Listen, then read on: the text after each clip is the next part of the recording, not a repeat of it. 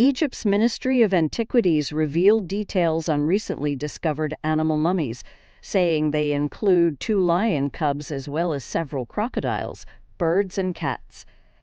Items from the new find were displayed at a makeshift exhibition at the famed Step Pyramid of Djoser in Saqqara, south of Cairo, near where mummies and other artifacts have been found in a vast necropolis.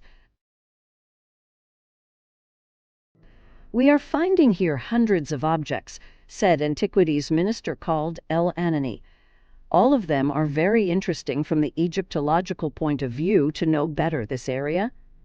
The Saqqara Plateau hosted at least 11 pyramids, including the Step Pyramid, along with hundreds of tombs of ancient officials, ranging from the First Dynasty, 2920 before Christ, 2770 before Christ, to the Coptic period, 395–642. Mustafa Waziri, Secretary General of the Supreme Council of Antiquities, told reporters that local archaeologists found a cache that includes hundreds of mummified animals, birds, and crocodiles.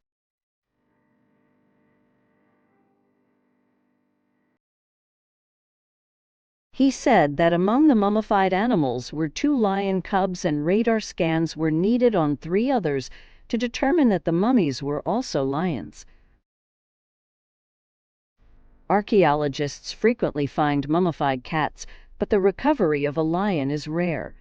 In 2004, the first lion skeleton was found in Saqqara, revealing the sacred status of the animal in ancient times.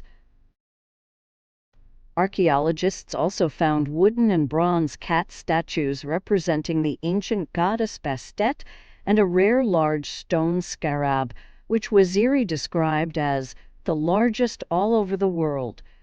They also displayed 2 mummies of Akhenaten, or the Egyptian mongoose, wrapped in linen bandages, and wooden and tin-glazed statuettes of the goddess Sekhmet, represented as a woman with the head of a lioness. Scholars say Sekhmet, 1390–1252 before Christ, was a goddess of war and the destroyer of the enemies of the sun god Re. There were also strips of papyrus with depictions of the goddess Tauret depicted as a hippopotamus with the tail of a crocodile.